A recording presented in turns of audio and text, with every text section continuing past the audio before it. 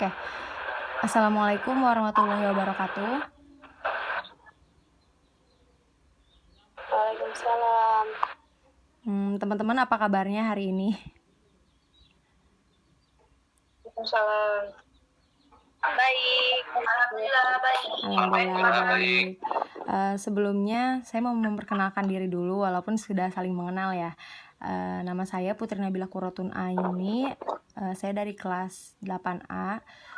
Pada kesempatan kali ini kita akan mengadakan fokus group discussion di mana teman-teman ini merupakan partisipan yang pada sebelumnya setelah melaksanakan interview bersama saya melalui voice note di WA. Nah, berhubung teman-teman juga adalah orang-orang yang terpilih karena jawaban yang teman-teman berikan itu menurut saya cukup informatif dan relevan dengan apa yang saya butuhkan untuk menjawab pertanyaan penelitian saya. Maka dari itu, teman-teman apakah sudah siap untuk berdiskusi? Insya Allah bisa. Nah, oke, di dalam diskusi ini saya mempersilahkan teman-teman untuk menjawab apabila memang ingin menjawab dan juga menyanggah pendapat teman yang lainnya atau menambahkan atau memberi supporting statement dari pendapat yang diberikan oleh teman-teman yang lainnya. Oke, kita mulai dari pertanyaan yang pertama ya. Apakah materi pembelajaran public speaking yang disampaikan secara online mudah untuk Anda pahami? Nah, menurut teman-teman gimana?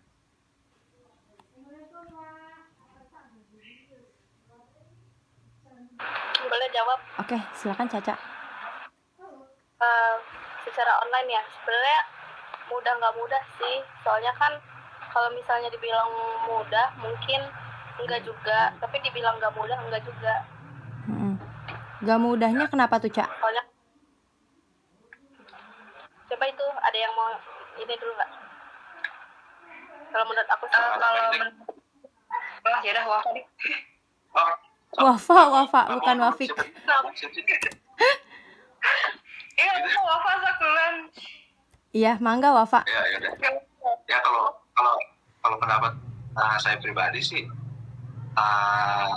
enak-enak aja, soalnya saya sendiri suka lebih nyaman kalau belajar secara terpisah itu nggak rame-rame, lebih tenang aja. Oh, jadi belajar pembelajaran. Fokus. Oh, jadi kalau menerima materi itu sukanya sendiri kayak di rumah gitu ya, Waf? Ya gitu.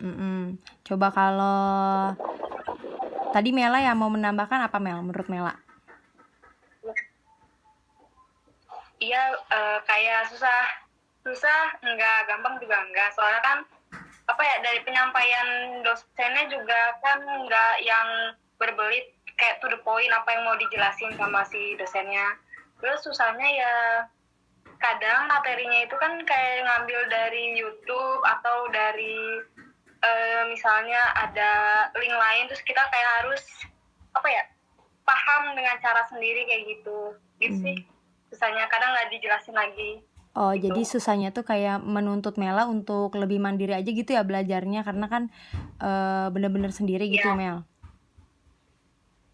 Tapi kadang kan kalau aku kadang masih kayak butuh dijelasin lagi ini tuh maksudnya apa. Oh, jadi Mela lebih sukanya dijelasin lebih lagi gitu ya, Mel, ketimbang dikirim-kirimin aja materinya. Oke. Kira-kira ada yang sama tidak setuju atau enggak? Atau sama semuanya pendapatnya? Gue sama sih. Oke, Reja duluan.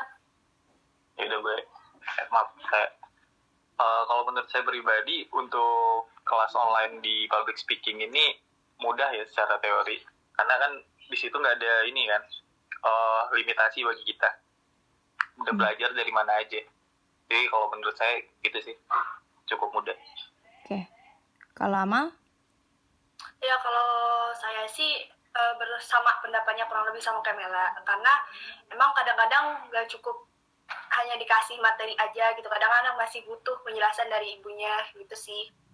Masih belum, kadang-kadang susah memahami, karena kalau cuma materi aja terus kita pelajari sendiri itu tuh ada kadang masih bingung aja gitu, masih butuh penjelasan yang lebih detail lagi sama dosennya gitu sih.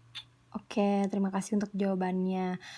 Nah, coba tadi kan materinya, sekarang metode dosen dalam menjelaskan materinya gitu, dalam memberikan pembelajarannya, apakah menurut teman-teman memudahkan atau tidak?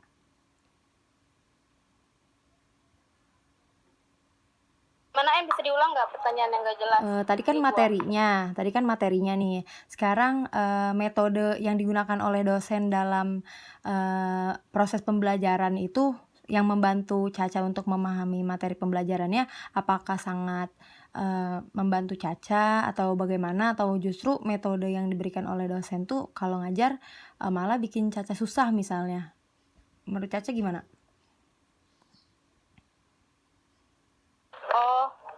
Metodenya ya ngasih yang video TikTok gitu-gitu ya. Itu sebenarnya mempermudah sih, karena jadi ada contoh, jadi nggak pure teori, nggak pure dari PowerPoint. Kan dia metodenya pakai ngasih unjuk video TikTok, terus juga nanti ada peer feedbacknya juga. Nah, metode yang diajarin si ibu mah enakan sih, jadi bisa nge-evaluasi cara kita public speakingnya salah apa enggak gitu. Itu dari aku sih gitu. Oke, teman-teman ada yang mau menambahkan apa enggak? Suci deh.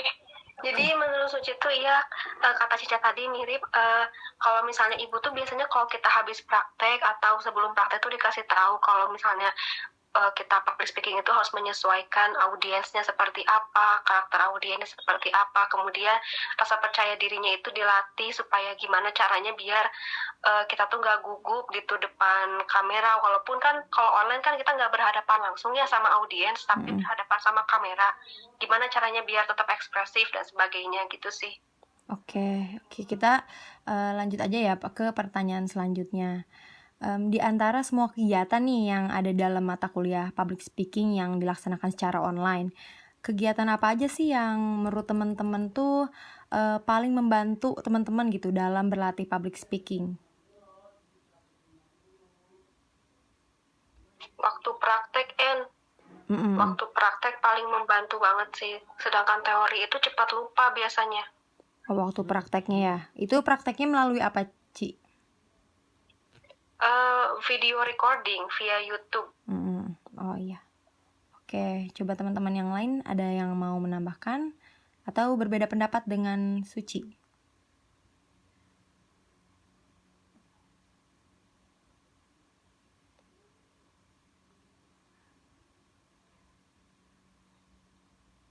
Guys?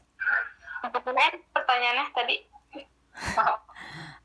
Dari semua kegiatan nih yang ada di mata kuliah public speaking yang dilaksanakan secara online, menurut kamu kegiatan apa sih yang paling banyak membantu gitu dalam proses berlatih public speaking itu sendiri? Ini tuh kegiatannya boleh yang subtopik si ibu kasih gak ya? Boleh. Itu kegiatan speech outline, yang cari topik itu loh, yang dikerucutin dari topik sini, terus kita kerucutin lagi topiknya gitu. Itu membantu. Jadi kita tahu topik apa yang mau kita bahas, terus jadi topiknya juga nggak terlalu kemana-mana gitu. Oke, menurut Melanie itu susah atau nggak, apa menantang atau gimana, Mel? Lumayan susah, karena nyari subtopiknya juga kadang susah gitu loh. Itu gimana ya? Oke, susah lah. Nyari subtopiknya juga susah gitu. Oke, ada yang punya pendapat yang sama nggak sama Mela?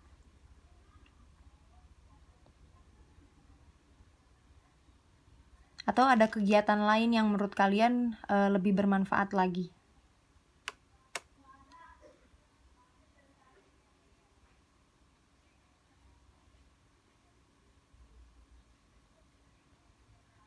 Amal mau menambahkan? Kurang lebih sama seperti Mela, lebih pas kegiatan speech outline itu sih.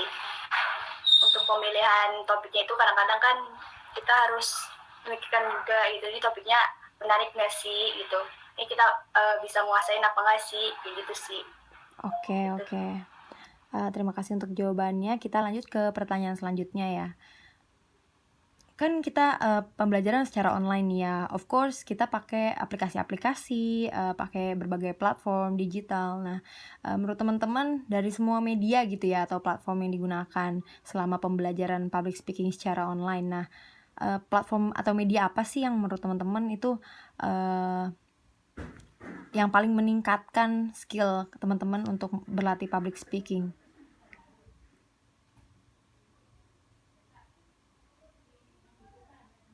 Kan waktu public speaking itu ada 2 ya platformnya. Kalau di kelas kita ya.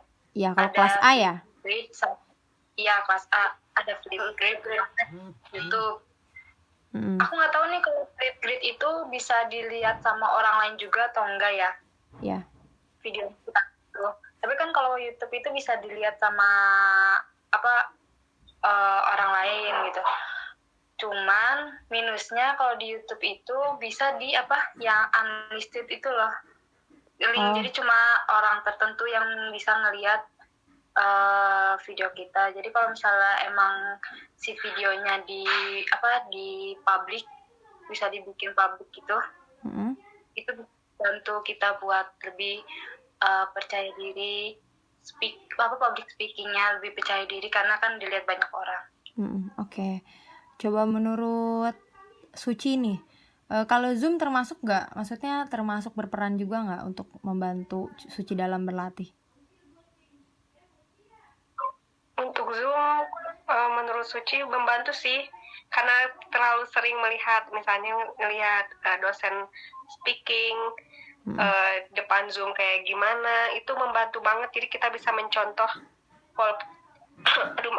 walaupun kita nggak bisa ya, maksudnya setara sama dosen, tapi seenggaknya dikit-dikit kita bisa contoh gitu. Oke. Kalau kelas Caca, Reza tuh Wafa, pakai apa sih medianya dan apa yang paling membantu gitu?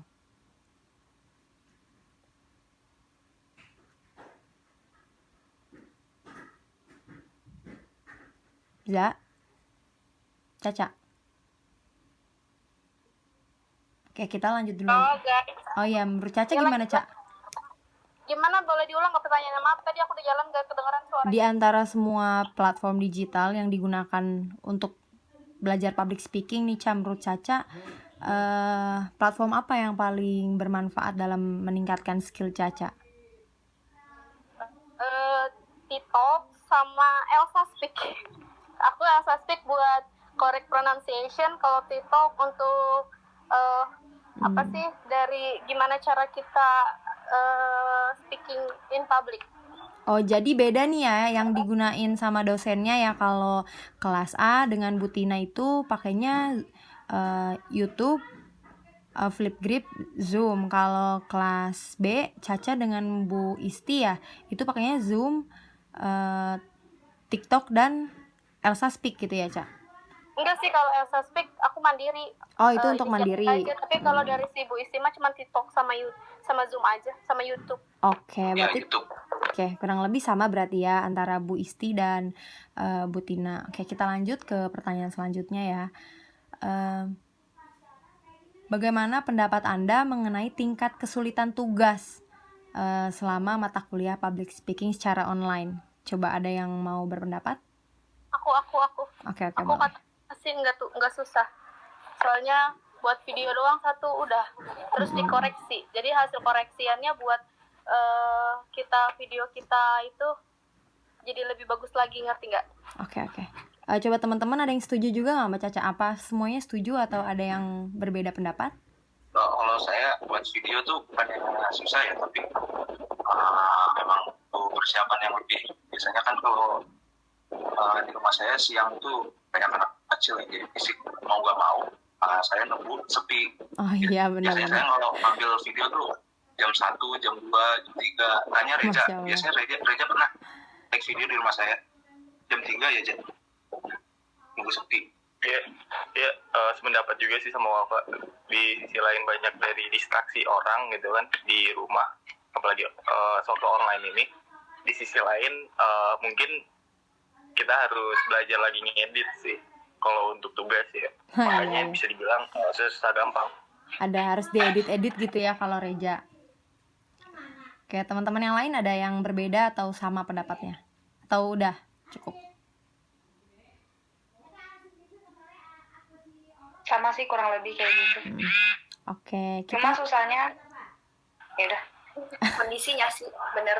kondisi ya, betul kondisinya ya, karena kan buat video itu supaya ada poin plusnya juga, nggak berisik gitu ya lingkungannya, dan juga bisa mecahin Iya. fokus juga Ya teman-teman. betul. Oke, pertanyaan selanjutnya ya.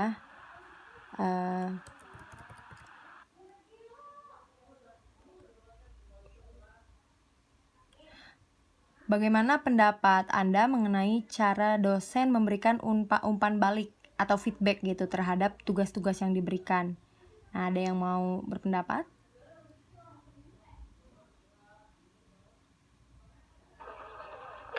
Umpan balik ya. Iya, Kalau bagaimana caranya, berarti cara si dosennya kan, bukan opini kita ya. iya. Cara si Bu Isti tuh, misalnya nih kita kan buat video dulu nih.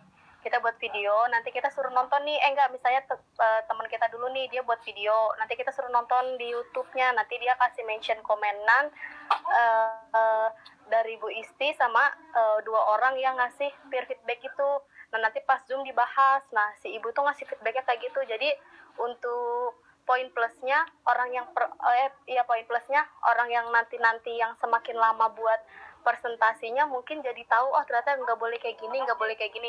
Tapi poin minusnya orang yang pertama kali dapat tampil dia jadi ya udah, dia kayak jadi bahan bukan percobaan sih, kayak pure nggak bisa ngelihat gimana kesalahannya, ngerti nggak? Oh, iya. Coba itu kan dari kelas B ya, kurang lebih sama lah Wafa dan Reza pendapatnya. Kalau kelas A gimana tuh, kelas A? Nah, kalau dari kelas A kan sama Bu Tina, feedbacknya itu kan kita videonya itu kan upload di YouTube ya, gitu. Jadi setelah kita bikin video itu masing-masing, terus kita tuh saling share link gitu loh. Jadi feedbacknya itu bukan hanya dari dosennya aja, gitu, dari teman-teman lain juga kita dapat gitu. Jadi dikasih saran, masukannya itu yang kurangnya apa, bagusnya itu seperti apa itu. Jadi bukan dari dosennya aja, tapi juga dari teman-teman sekelas gitu kasih feedbacknya. Oke, jadi kalau di kelas Butina tuh poin plusnya dosen memberikan kesempatan terhadap mahasiswa lain ya untuk saling memberi feedback gitu. Oke. Lanjut kita ke pertanyaan selanjutnya. Apakah Anda merasa termotivasi setelah atau selama mata kuliah public speaking berlangsung? Nah, kalau ada motivasinya, itu motivasinya dari mana?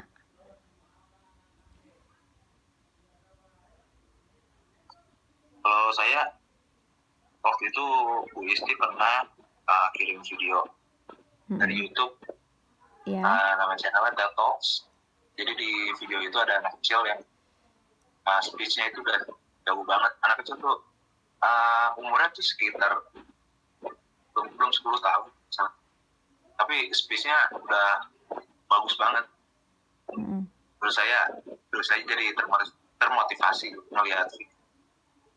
Ya, jadi kalau Wafa itu motivasi yang diberikan dari Bu Isti itu melalui video yang dikirim beliau gitu ya, terus memotivasi Wafa untuk belajar public speakingnya lebih lagi gitu ya, Waf? Ya. Oke, coba kalau teman-teman yang lain motivasinya tuh datang dari mana? Kalau aku datang dari Bu Isti. Apa-apa ya? Enggak ayo Go ahead. Kalau sama Bu Tina ya, kadang kalau kita lagi Zoom atau apa, si Ibu kan suka kayak ngasih motivasi gitu ya. Kayak kalau misalnya mau public speaking yang bagus itu kan butuh proses. Jadi nggak bisa langsung. Jadi itu motivasi juga buat aku. Kalau semuanya itu butuh proses gitu. Oke, Suci tadi apa sama atau berbeda Suci motivasinya? Beda sih. Jadi kan kalau menurut Suci, kalau public speaking itu kan basic ability ya, yang harus semua orang tuh punya. Jadi kalau misalnya kita punya basic ability public speaking, kita tuh bakal bisa ngobrol sama orang dengan mudah, presentasi dengan mudah, atau bahkan masuk ke dunia kerja itu lebih mudah gitu, bisa dibilang kayak gitu. Nah, oke. Tadi kan motivasinya. Coba kalau sekarang menurut teman-teman, apakah mata kuliah public speaking ini kan secara online gitu. Apakah itu juga meningkatkan kepercayaan diri teman-teman untuk melakukan public speaking?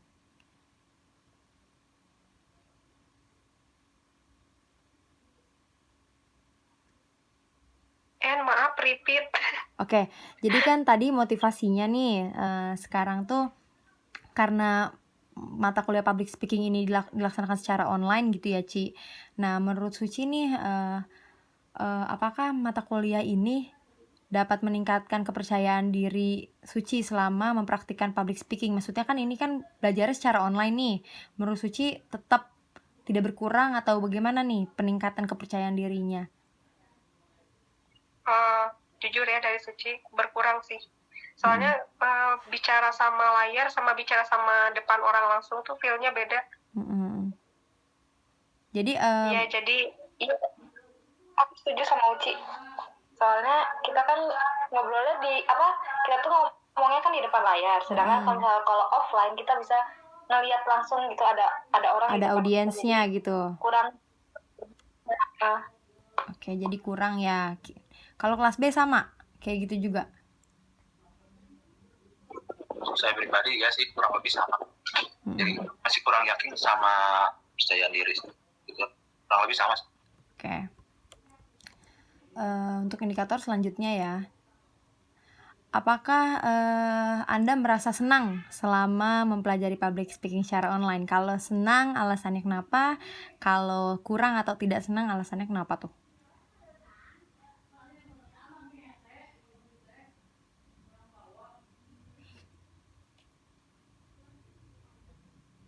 Guys? Iya, jujur dari Suci kurang gimana ya? Kalau 50-50 gimana ya? Kalau senang berarti kita punya skill baru gitu, ngomong depan Zoom, bisa bicara depan Zoom, tapi di sisi lain pengurangan rasa kepercayaan diri, kemudian nggak ada peningkatan di dalam speaking skillnya itu loh. Jadi kalau lebih prefer sih lebih milih offline dibanding online gitu sih. Oke, jadi di sini teman-teman setuju juga nggak sama Uci atau punya pendapat lain? Setuju sih. Oke, jadi Sama juga. sama semuanya setuju gitu ya. Oke, kita lanjut ke pertanyaan selanjutnya ya. Selama pembelajaran public speaking secara online nih, apakah materi yang divisualisasikan mudah untuk dipahami? Nah, visualisasi di sini mungkin dari tadi ya kayak video, PowerPoint atau yang lain-lainnya menurut teman-teman itu udah cukup untuk dipahami atau bagaimana?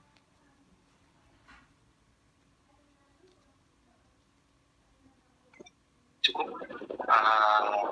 Biasanya kan kalau materi itu dijelasin waktu Zoom, di Zoom itu di share PPT-nya, jadi menurut saya cukup sih, cukup mudah dimengerti.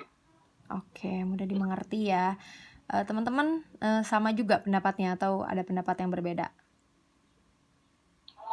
Iya, sama sih. Bu Tina juga kalau bikin PowerPoint kan, dosen kelas A kan kalau bikin PowerPoint nggak yang terlalu lama gitu, PowerPoint biasa aja, terus isinya juga kayak to the point, tapi dijelasin lagi sama ibunya, jadi cukup mengerti.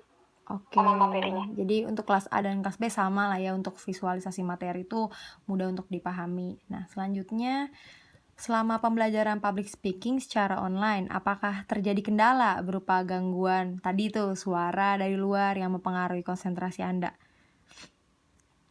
Iya, kalau dari saya mah sudah pasti. Sudah pasti. Karena kalau bikin di siang hari itu ya itu gangguannya anak-anak kecil main gitu di samping rumah. Jadi otomatis kalau mau bikin tugas video itu ya harus malam hari karena udah sepi, kondisinya juga kondusif, jadi kayak gitu. Oke, jadi kayaknya semuanya sama ya untuk ini, untuk pertanyaan yang Iya, ini. betul. Ya semua kendalanya tuh dari suasana, suara, lingkungan rumah gitu ya. Oke. Selanjutnya,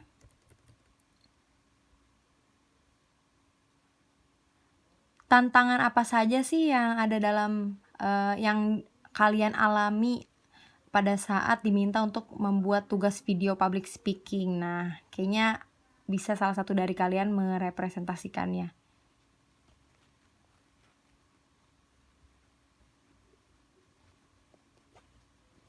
Wafa, Reza, ada yang mau menjelaskan? Menjawab?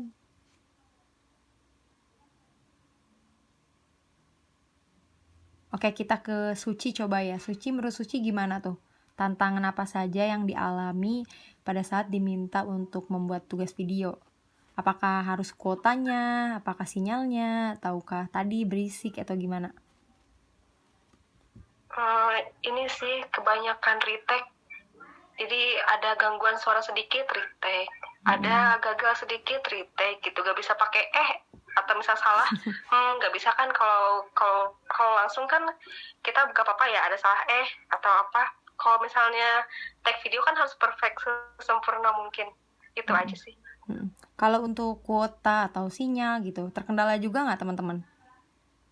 Sinyal sih terkendala parah, terkendala banget itu. Keberatan nggak kalau untuk kuotanya? Upload video biasanya kan lama, terus juga ngabisin kuota. Kalau upload video tuh bisa sampai 400 atau kalau nggak salah sampai setengah gigaan. Iya, jadi Iya, aku mah suka ngadep pas upload ke YouTube-nya Tea nih. jadi itu juga jadi kendala ya.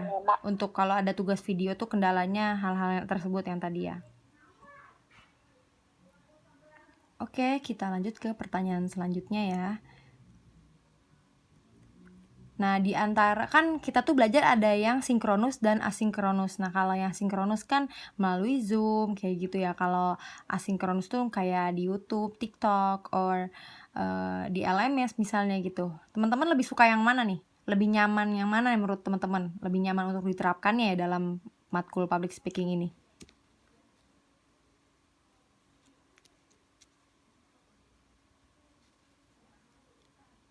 Sinkronus atau asinkronus?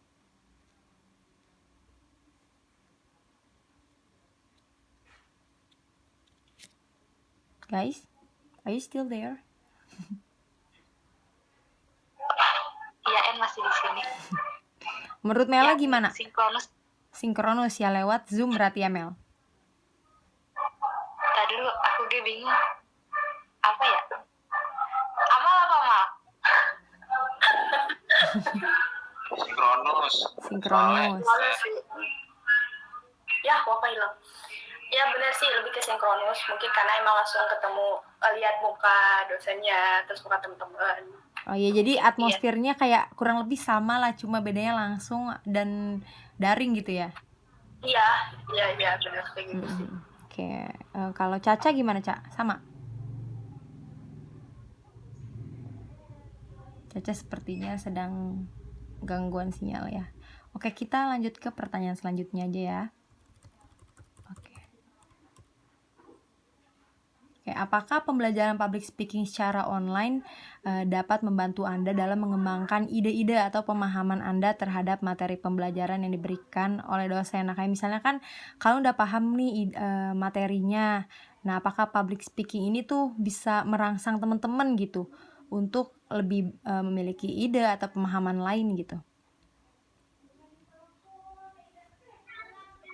Kalau menurut Suci ya, ide itu justru kebanyakan dapatnya dari YouTube dibanding dari penjelasan gitu. Gitu. Oke. Kalau yang lainnya gimana? Setuju sih sama Suci, lebih sama. Oke, jadi kalau ide itu Dari YouTube. adanya dari YouTube. Nah, biasanya itu kalian cari sendiri atau dosen yang menyediakan gitu kayak link-linknya misalnya? Cari sendiri. Oh, Kalau dari YouTube, dari Google. Oke, kalau Mela cari sendiri. Kalau Amal? Wapa cari sendiri juga? Reja? Iya sih kalau saya. Oke. Jadi untuk yang ini tuh meningkatkan atau mengembangkan ide-idenya tuh lebih banyak dari luar gitu ya, bukan dari matkulnya itu sendiri. Oke, kita lanjut ke pertanyaan selanjutnya ya. Apakah menurut Anda mata kuliah public speaking secara online membantu meningkatkan kefasihan atau fluensi gitu ya selama berlatih atau mempraktikkan public speaking. Nah, menurut teman-teman gimana tuh?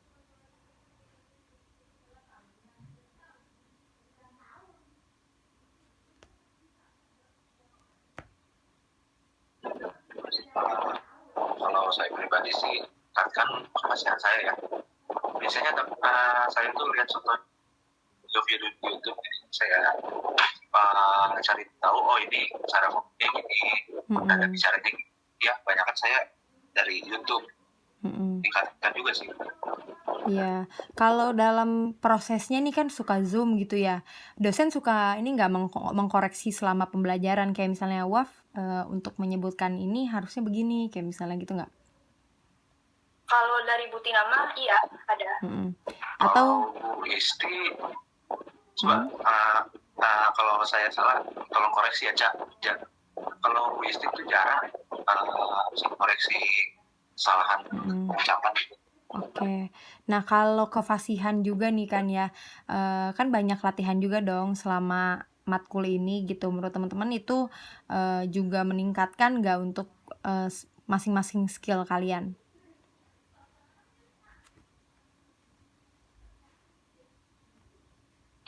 Karena sering latihan pastinya jadi lebih lumayan sih, tapi nggak bagus-bagus amat, tapi lumayan gitu. Ya kalau Mela ngerasanya kayak gitu ya. Uci gimana, Ci? Sama kayak Mela, lumayan lah jadi ya. Nggak terlalu gitu loh. Oke, lumayan. Oke, kita lanjut ke pertanyaan terakhir. Apakah menurut teman-teman nih, sebagian besar pengetahuan yang diperoleh kayak materi, praktek, kayak begitu ya, penjelasan dari dosen yang ada di selama ada di matkul public speaking secara online ini diterapkan gitu oleh teman-teman selama berlatih atau masa latihan untuk public speaking atau untuk berpidato misalnya. Kalian pakai nggak tips sama triknya? Diterapkan sih. Soalnya materi yang ada di materi itu penting banget buat diterapkan di latihan. Iya. Buat memperbaiki, buat meningkatkan juga sih. Berarti kalau Wafa dipakai gitu ya. Coba teman-teman ada yang pakai trik-trik yang dikasih dosennya nggak? Kayak misalnya public speaking tuh harus bagaimana, di trik-triknya terus kalian praktekin sendiri gitu.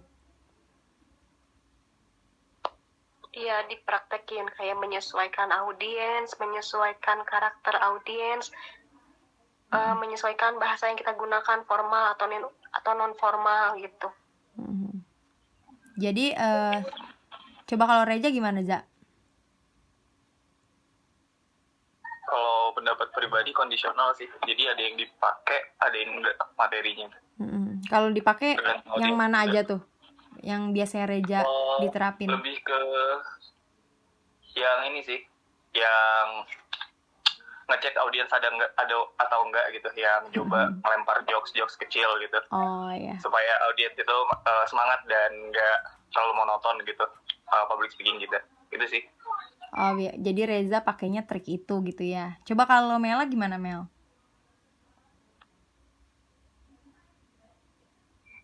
Iya, aku bingung kalian. Kayaknya kok karena aku belum pernah coba public speaking benerannya, jadi kayaknya belum ada yang belum ada materi yang aku coba terapin deh. Oh gitu kalau Mela ya. Mungkin kan kalau Reza di BLM gitu ya, Za suka kasih pendapat gitu. Misalnya. Iya mungkin kalau Mela belum ya gitu. Kalau Amalia gimana nih, Mal? Dia mah sama ya. Sama gitu kayak Mela ya. Tapi sebenarnya lebih ke ini sih, pemilihan topiknya. Jadi kalau topiknya itu menarik, mungkin audiensnya juga bakal tertarik pas mendengar kita kasih speech-nya gitu loh. Ngerti nggak maksudnya? Iya. Jadi kalau Amal tuh mau mempraktekkan trik dari ibu yang membuat speech yang menarik gitu ya, Mel? Ya, Amal. Oke. Semua pertanyaan dari diskusi kita hari ini sebenarnya udah cukup. Terima kasih teman-teman sudah meluangkan waktunya, juga mau berpendapat. Terima kasih banyak ya teman-teman. Ya, sama-sama. Ya, Dan semoga Sama-sama. semoga ilmu yang Ibu Tina, Ibu Isti berikan selama mata kuliah public speaking jadi ilmu yang manfaat ke depannya. Amin. Ya, dan teman-teman juga semoga dipermudah ya skripsinya. Amin. amin ya Allah. Semangat terus semuanya. Kita akhiri sampai di sini aja ya. Mohon maaf apabila ada salah kata, maaf juga merepotkan. Terima kasih telah meluangkan waktunya ya. Wabillahi taufiq wal hidayah. Wassalamualaikum warahmatullahi wabarakatuh. Waalaikumsalam warahmatullahi wabarakatuh. Dadah teman-teman. Semangat, En. Makasih. Ya. Dilanjutkan ya.